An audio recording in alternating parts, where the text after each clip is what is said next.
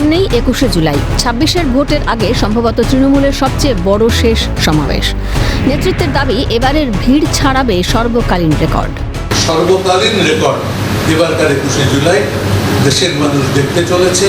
কোনো একটি দল একক শক্তিতে একটি শহরের বুকে কত বড় সভা করতে পারে তার নজির আমরা রাখবই রাখবো। বিরোধীরা কার্যত ছন্নছাড়া, নানা ইস্যুতে চাপে শাসক দল তৃণমূলও। তবে ঘাটতি নেই মমতা বন্দ্যোপাধ্যায়, অভিষেক বন্দ্যোপাধ্যায়ের জনপ্রিয়তায়।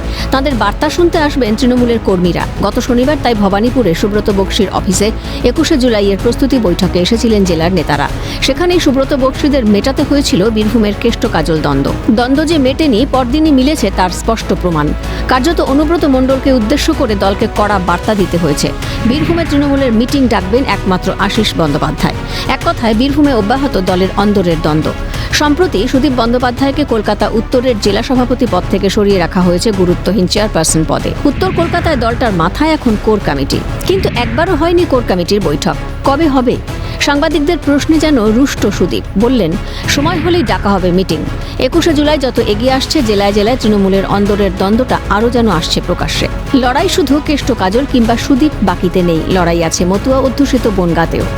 ২১শে জুলাইয়ের প্রস্তুতি সভাতেই প্রকাশ্যে এলো তৃণমূলের দুই সাংসদের দ্বন্দ্ব। ব্যারাকপুরের সাংসদ পার্থ ভৌমিককে তোপ রাজ্যসভার সাংসদ তথা তৃণমূলের বনগাঁ সাংগঠনিক জেলার চেয়ারম্যান মমতা বালা ঠাকুরের। মমতা বালার সাফ কথা, পার্থ ভৌমিক যে মিটিংয়ে থাকবেন না তিনি সেখানে। পার্থ ভৌমিক কোন দায়িত্বে আছে আমার জানা নাই, আর বিশ্বজিৎ কেনই বা তাকে ফোন করে মিটিংয়ের কথা বললো সেটাও আমার জানা নাই। আর যদি দায়িত্ব নিতে হয় তাহলে পার্থ ভৌমিক সেই মিটিং করবে, সেই কোনো মিটিংয়ে আমি থাকবো না।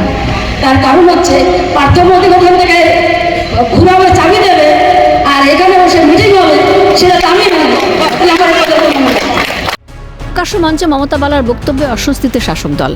মমতা বালা ঠাকুর সাংসদ, মমতা বন্দ্যোপাধ্যায় তাকে সাংসদ করেছেন, আবার মমতা বন্দ্যোপাধ্যায় পার্থ ভৌমিককে সাংসদ করেছেন। তাই যদি কিছু জানানোর থাকে দলের সর্বোচ্চ নেতৃত্বের কাছে জানান।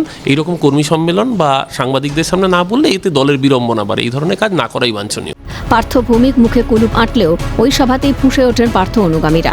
সভার চেহারাতেই স্পষ্ট হয় নিজের এলাকাতেই মমতা বালার বিরুদ্ধে আছে দলের একটা বড় অংশ। তৃণমূলের অন্দরের এই দ্বন্দ্ব কি শুধু মতুয়া অধ্যুষিত বনগাঁতেই?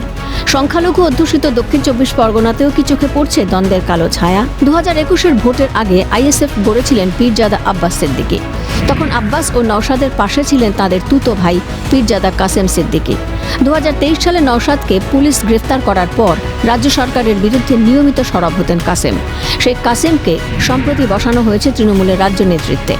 ক্ষুব্ধ কি দলের অন্যতম সংখ্যালঘু মুখ শওকত মোল্লা? তিনি যেন খানিক বেসুরো।